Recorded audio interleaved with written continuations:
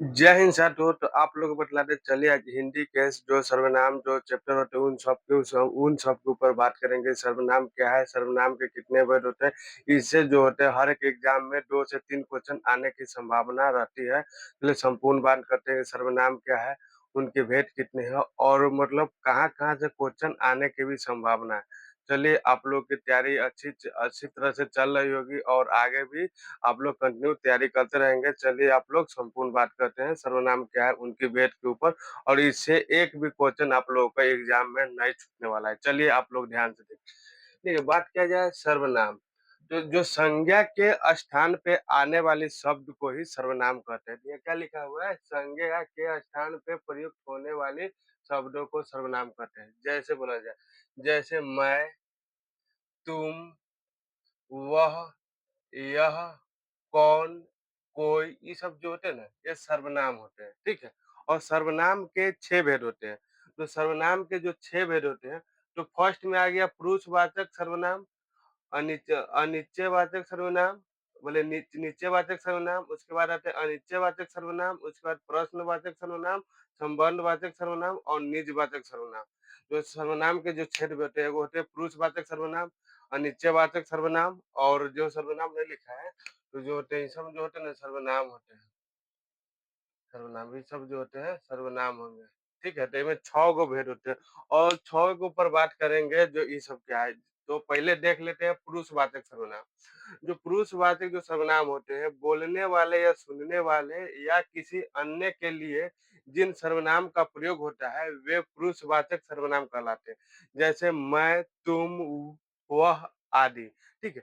और जो पुरुषवाचक सर्वनाम के भी ना 3 जो जो पुरुषवाचक जो सर्वनाम है, वो 3 प्रकार के होते हैं। जैसे उत्तम पुरुषवाचक सर्वनाम, मध्यम पुरुषवाचक सर्वनाम और अन्य पुरुषवाचक सर्वनाम। देखिए, जैसे उत्तम पुरुषवाचक सर्वनाम जैसे लिखने का जो प्रयोग करते हैं, वो जो बोलने, लिखने जो प्रयोग करते हैं, उसे बोलते हैं अ, उत्तम पुरुष उत्तम पुरुषवाचक सर्वनाम। जैसे मैं, मेरी, हम और मध्य पुरुष सर्वनाम जिसे बोलने, लिखने, पढ़ने, सुनने के लिए काम में लाते हैं, उसे बोलते हैं मध्यम पुरुष सर्वनाम। जैसे तुम, आप, तू, ठीक है? और अन्य पुरुष सर्वनाम जिन सर्वनाम का प्रयोग किसी अन्य व्यक्ति के लिए किया जाता है, उसे अन्य पुरुषवाचक सर्वनाम को, जैसे इ यह, वह, वे, उसे, उसकी, ठीक है? अब देख लेते हैं निश्चयवाचक सर्वनाम। देखिए, निश्चयवाचक सर्वनाम में देखिएगा, जे मतलब निश्चित हो, जैसे बोला है जिन सर्वनाम शब्दों से किसी दूरवर्ती या समवर्ती व्यक्तियों, प्राणी, वस्तुओं और घटनाओं को व्यापक व निश्चय बोध हो, उसे उसे अनिश्चय निश्चयवाचक सर्वनाम कहते हैं। जैसे जैसे निश्चित है कि हाँ, मतलब इसको बोल, जैसे बोल रहा है यह कौन है, तो वह अशोक है। मतलब ये पूछ रहा है कि यह जो है वो कौन है, तो वह तो अशोक है। यह अच्छा कौन है, तो वह नहीं है, ठीक? जो होता है अनिश्चित, मतलब निश्चित है कि हाँ कोई वो है, ठीक है? आगे बात करते हैं अनिश्चयवाचक सर्वनाम। अनिश्चयवाचक सर्वनाम में जिसे नीचे का बोध ही ना हो, तो अनिश्चयवाचक सर्वनाम जिसे नीचे का बोध ना हो, तो जैसे ये क्या बोला है, अनिश्चयवाचक सर्वनाम वे सर्वनाम होते हैं जिसमें किसी निश्चित वस्तु, व्यक्ति व्यक्ति का बोध न हो, उसे अनिश्चयवाचक सर्वनाम कहते हैं। निश्चयवाचक सर्वनाम में किसी व्यक्ति वस्तु का बोध हो, अनिश्चयवाचक सर्वनाम में किसी व्यक्ति वस्तु या स्थान का बोध न हो, उसे अनिश्चयवाचक सर्वनाम कहते हैं। अनिश्चयवाचक से जैसे किसी को पुस्तक मिली तो किसी को कॉपी मिली, मतलब निश्चय नहीं कि केकरा पास पुस्तक जाएगा और केकरा पास कॉपी जाएगा, ठीक है? दही में कुछ पड़ गया है, तो वो दही में कुछ पड़ गया, क्या पड़ गया पता नहीं है, तो किसमें आएगा, अनिश्चयवाचक सर्वनाम में। अब बात करते हैं संबंधवाचक सर्वनाम में। संबंधवाचक सर्वनाम वे हैं जो किसी उपवाक्य में प्रयुक्त संज्ञा या सर्वनाम के अन्य अन्य सर्वनाम के साथ संबंध प्रकट करता है, उसे संबंधवाचक सर्वनाम कहते हैं। इसमें संबंध जो होता है संबंधवाचक जो सर्वनाम, इसमें संबंध दिखा रहा है। जैसे इसमें संबंध है, जैसे क्या बोल रहा है कि मेरी घड़ी खो गई, जो खो गई है, जो हमें जन्मदिन पर मिला था। तो क्या बोल रहा है, ये संबंध बोल रहा है कि जो मेरी जो घड़ी है वो खो गई है, जो हमें जन्मदिन पर मिला था, ठीक है? ये हो गया। अब आते हैं प्रश्नवाचक सर्वनाम। जिन सर्वनाम से किसी जिन सर्वनाम से व्यक्ति, वस्तु, प्राणी आदि का संबंध हो, उसे प्रश्न बोध जो अब संबंध में प्रश्न का बोध हो, उसे प्रश्नवाचक सर्वनाम कहते हैं। जैसे प्रश्नवाचक जैसे देखो बाहर कौन आया है? तो जो देखो बाहर कौन आया है, तो इसमें प्रश्न कहूँ ना कहूँ पूछा जा रहा है, जैसे देखो बाहर कौन आया है, तो कोई व्यक्ति है किसी और को पूछा, देख भाई बाहर कौन आया है, तो ये प्रश्न पूछा जाता है, ठीक है। और जैसे बोला कि हम सब घूमने जा रहे हैं, घर पर कौन रहेगा? जैसे हम लोग घूमने जा रहे हैं, घर पे कौन रहेगा? तो जैसे कोई व्यक्ति बोलता है ना कि हाँ भाई हम घर छोड़ के घूमने जा रहे हैं, घर पे तू रहेगा। ये प्रश्न पूछा जा रहा है कि घर पे कौन रहेगा? जैसे बोला जाए कि देखो बाहर कौन आया है? देखो बाहर कौन आया? इसमें तो प्रश्न मतलब साफ लौक रहा है कि प्रश्न पूछा जा रहा है कि देखो बाहर कौन आया है? जैसे हम सब घूमने जा रहे हैं, घर पे कौन रहेगा? तो घर पे कौन रहेगा तो देख रहे हैं मतलब प्रश्न का बात कर रहे हैं। जो प्रश्न जिसमें आपको प्रश्न का मतलब आपको प्रयोग लग रहा है उसे बोलते हैं, उसे समझ लें कि प्रश्नवाचक सर्वनाम है। तो जैसे देखो देखो बाहर कौन आया है? तो ये हो गया प्रश्नवाचक सर्वनाम। हम सब घूमने जा रहे हैं, घर पे कौन रहेगा? तो ये भी हो गया प्रश्नवाचक सर्वनाम। अब होता है निजवाचक सर्वनाम। निजवाचक सर्वनाम वे होते हैं जिनका प्रयोग स्वयं अपने के लिए किया जाता है। जो निजवाचक जो स्वयं अपने पर किया जाता है। जैसे मैं अपना कंबल ले जा रहा हूँ। खुद पे आ रहा है, जैसे निज वाला जो अपने लिए बोला जाता है, जैसे मैं अपना कंबल ले जा रहा हूँ, तो खुद निज मुझ पे आ रहा है, ठीक है? आगे बोल रहा है मैं स्वयं स्वयं जा आऊँगा, मतलब स्वयं मैं जा आऊँगा, क्या हो रहा है? निजवाचक सर्वनाम। तो इस तरह से आपको क्या पूछेगा, जैसे दे देगा मैं, तुम, वह, यह, ये कौन सर्वनाम है? ठीक है? ये पूछ सकता है कि ये जो मैं, वह, ये कौन सर्वनाम आते हैं? चाहे पूछ सकता है इस तरह से, चाहे सर्वनाम में कौन-कौन स जो सर्वनाम का प्रयोग जैसे में सर्वनाम पूछ सकता है कि मैं, तुम, आप, यह सर्वनाम है या नहीं? आपको मानना होगा है तो है नहीं तो नहीं। पूछ सकता है कि सर्वनाम के कितने भेद होते हैं? हर एक एग्ज़ाम में देखिएगा, आपको हर एक एग्ज़ाम में कहूँ ना कोई एक जो हिंदी क्वेश्चन पूछे जाते हैं, पूछते हैं, जो बहुत सारे एग्ज़ाम में देखने को मिलेगा सर्वनाम के कितने भेद होते हैं? पुरुषवाचक सर्वनाम के मतलब कितने भेद होते हैं? तो ये सब छोटी-छोटी बात आपको जो होते हैं, बहुत सारे बच्चे हिंदी पढ़ते हैं, लेकिन हिंदी पढ़िएगा तो आप नंबर मतलब अगर मान लीजिए अगर 10 क्वेश्चन पूछा तो 10 में 10 मार सकते हैं। बहुत सारे बच्चे मतलब हिंदी को हल्का मतलब हल्का के कारण से नहीं पढ़ पाते हैं और एग्ज़ाम में कहीं न कहीं 2-4 नंबर से बाहर हो जाते हैं। आप लोग को बाहर नहीं होना है और हिंदी को प्रॉपर ध्यान देना है। देखिए एक-एक नंबर से किसी का देखिए 0.1 नंबर से किसी का सिलेक्शन होता है, तो 0.1 नंबर से किसी का सिलेक्शन नहीं होता है। ठीक है, लेकिन आपको देखिए विषय है तो उस सब पे आपको ध्यान देना है। इससे ज़रूर है कि 2 क्वेश्चन 4 क्वेश्चन कभी मान लीजिए सर्वनाम से पूछ दिया, कभी संज्ञा से पूछ दिया, तो इस तरह से आपको संज्ञा के ऊपर भी पढ़ा चुके हैं और आज सर्वनाम देख लिए हैं, तो इस तरह से आपको पूछा जाएगा। जैसे पूछ सकता है सर्वनाम के कितने भेद होते हैं, लिख सकता है 2, 4, 6, 8, 10 करके दे देगा, आपको एक टिक मारना पड़ेगा।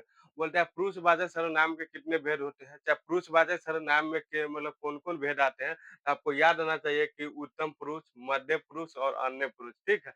जैसे पूछेगा कि निश्चयवाचक सर्वनाम क्या है?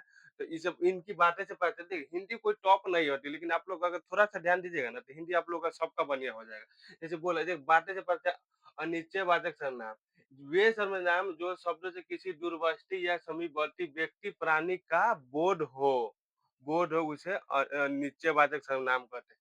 जैसे निश्चयवाचक मतलब यह कौन है? तो वो अशोक है। ये निश्चय है ना कि भाई यह कौन है? तो वो अशोक है। जैसे अनिश्चयवाचक सर्वनाम मतलब इसमें जैसे कोई बॉर्डर नहीं है। जैसे मतलब किसी को कॉपी मिला तो किसी को किताब मिली, तो पता चला ये तो अनिश्चय है, मतलब किसके पास क्या जाएगा। दही में कुछ गिर गया है, तो क्या गिरा है पता नहीं है। ठीक है, तो ये सब एकदम हल्के-हल्के क्वेश्चन है और इससे 1 आध 2 मतलब हर एक एग्ज़ाम में 1-2 क्वेश्चन 4 क्वेश्चन पूछ देते हैं। तो आपके लिए ये इम्पोर्टेंट हो सकता है और आप लोग इस पर ध्यान थोड़ा-सा ध्यान दीजिएगा ना, आराम से आप लोगों का हिंदी जो है ना बेस्ट हो जाएगा। और मान लीजिए अगर अभी बिहार पुलिस का एग्ज़ाम जो है ना 16 से चल रहा है, 16 से आपको चलेगा, तो आपको जो बिहार पुलिस में हो सकता है कि मतलब 3 से 4 क्वेश्चन आपको पूछा भी जा सकता है बिहार पुलिस में। जो 16 से एग्ज़ाम है और 3 तक अगला एग्ज़ाम चलेगा बिहार पुलिस का, ठीक है? तो हिंदी के में मैक्सिमम देखा जाए तो कभी 4 क्वेश्चन 5 क्वेश्चन पूछे। अगर सोचिए अगर 4 से 5 क्वेश्चन अगर मान लीजिए आप सही कर पाते हैं तो सबसे बेहतर हो जाएगी। बहुत सारे बच्चों को देखिए खाली मैथ पढ़ेगा, साइंस पढ़ेगा, हिस्ट्री पढ़ेगा, हिंदी-उंदी पढ़ता है, "अरे! हिंदी हमरा आता है।"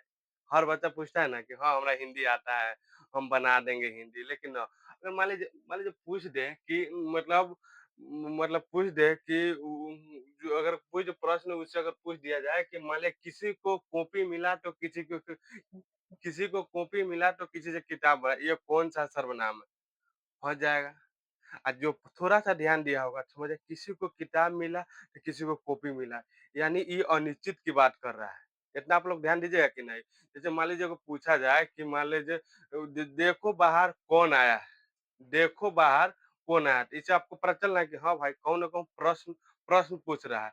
ये कौन हो सकता है? तो प्रश्नवाचक सर्वनाम हो सकता है। थोड़ा-सा आप दिमाग लगाइए तो आराम से आप जो हर एक एग्ज़ाम में जो होता है, बिहार पुलिस के एग्ज़ाम में 4 से 5 क्वेश्चन पूछे जाते हैं इससे। मतलब ये जो हिंदी से हिंदी में अगर थोड़ा-सा आप लोग अगर ध्यान दीजिएगा, तो आराम से आप 5 में या 7 जो क्वेश्चन मैक्सिमम पूछने के चांसेस 10 हुए, ठीक है? लेकिन कभी 5 गो, कभी 7 गो, कभी 8 गो, अपना हिसाब से पूछते रहता है। 100 नंबर के एग्ज़ाम होता है। जो बिहार पुलिस का होता है, वो 100 नंबर का एग्ज़ाम होता है। जो 100 नंबर के एग्ज़ाम होता है, हिंदी के मैक्सिमम देखा जाए तो ओवरऑल लेके मतलब 8-10 क्वेश्चन पूछ ही देते हैं। अगर मान लीजिए थोड़ा-सा अगर ध्यान दीजिएगा, सबसे आप बेहतर बन सकते हैं। देखो, आपको हर एक विषय पे ध्यान देना है। ये नहीं कि हिंदी नहीं पढ़ना, चाहे मैथ नहीं पढ़ना, चाहे जीके नहीं पढ़ना, चाहे स्टैटिक जीके नहीं, हर एक को सब्जेक्ट पे आप लोग को ध्यान देना। अगर मान लीजिए अगर हिंदी आपने मान लीजिए नहीं बना है, मतलब हिंदी आपसे नहीं बना, जो बनाया है वो तो कट ऑफ के आस-पास, जैसे मतलब 100 नंबर के एग्ज़ाम होते हैं। 100 नंबर के एग्ज़ाम होते हैं। 100 नंबर में मान लीजिए 10 गो हिंदी है। 10 हिंदी आपने छोड़ दिया। तब कितना 90 क्वेश्चन में से मान लीजिए आप मतलब 17 किए। चाहे 17 क्वेश्चन किए तो क्या 20 क्वेश्चन जो मान लीजिए आप छोड़े, मतलब 30 क्वेश्चन आपने छूटा। कोई बच्चा है जो मान लीजिए 70, तो आप कितना बनाएबे क्या हिंदी वाला 10 गो एगो नंबर उठा लिए, तो ई ना जाएगा कट ऑफ के ऊपर कि आप जाइए कट ऑफ के ऊपर। ये तो ये यही बात पर डिपेंड, बहुत सारे बच्चों को देखिएगा कि 8 घंटा 10 घंटा पढ़ रहा है, रिजल्ट नहीं हो रहा है। आप कोई बच्चा को दीजिएगा 3 से 4 मतलब 3 से 4 घंटा पढ़ रहा है, 1 से डेढ़ साल में रिजल्ट लेके आराम से कौनो कोई जॉब पे एकदम लग जाता है। तो उसका मतलब स्ट्रेटेजी होता है कि हर एक विषय पर ध्यान देना। बहुत सारे लड़के होते हैं जिसको मैथ आता है, खूब मैथ बनाएगा, एकदम बढ़िया से बनाएगा, एकदम नोट्स बनाएगा, ये करेगा। किसी-किसी को जीके आता है, खूब जीके पर रिवीजन करेगा। नहीं भाई, आज की दुनिया में जो आज के अभी के जो कॉम्पिटिशन दिन पर दिन टॉप होते जा रहे हैं, आप सोचिएगा कि एगो विषय के ऊपर, एगो दूगो विषय के ऊपर कमान करके हम सिलेक्शन ले लें, तो आज के युग में यह संभव नहीं है। क्योंकि ये जो जो होते हैं ना एग्ज़ाम दिन पर दिन टॉप होते जा रहा है। आपको एक मतलब जितना जो जो सब्जेक्ट है, फुल सब्जेक्ट पर आपको टाइम देना होगा, ठीक है? तभी आपका सिलेक्शन होगा। नहीं तो या तो बहुत लड़का को देखते हैं मैथ नहीं आता तो वो मैथ से भागता है। बहुत लड़का को देखिएगा मैथ नहीं आता वो मैथ से भाग, जिसको मैथ आता है वो मैथे पे चढ़ल रहेगा कि मैथे बनाएँगे, ठीक? बहुत लड़का को मान लीजिए हिंदी बना ले रहा है, मैथ नहीं बन रहा है, कहूँ न कहूँ छोड़ रहा है, ठीक है? तो आपको हर एक विषय पर प्रॉपर ध्यान देना है। तो आपको हर एक विषय पर प्रॉपर ध्यान देना है, ठीक है? और आज सर्वनाम पढ़ाएँ, हो सकता है कल क्रिया विशेषण पढ़ाया जाए। उसका मतलब जो बारीकी-बारीकी आप लोग कमेंट करिए कि भैया हाँ, ये चैप्टर आप पढ़ा दीजिए, तो हम एगो संपूर्ण वीडियो बना के आप लोगों के लिए यूट्यूब पे अपलोड कर देंगे, आप लोग देख सकते हैं। जब भी लगा कि हाँ भैया, ये क्वेश्चन समझ में नहीं आ रहा है, तो आप कमेंट करके बतला सकते हैं, अब उसका हम जवाब देने की ज़रूर कोशिश करेंगे। तो आज के लिए इतना ही, मिलते हैं नेक्स्ट वीडियो में। जय हिंद, जय भारत।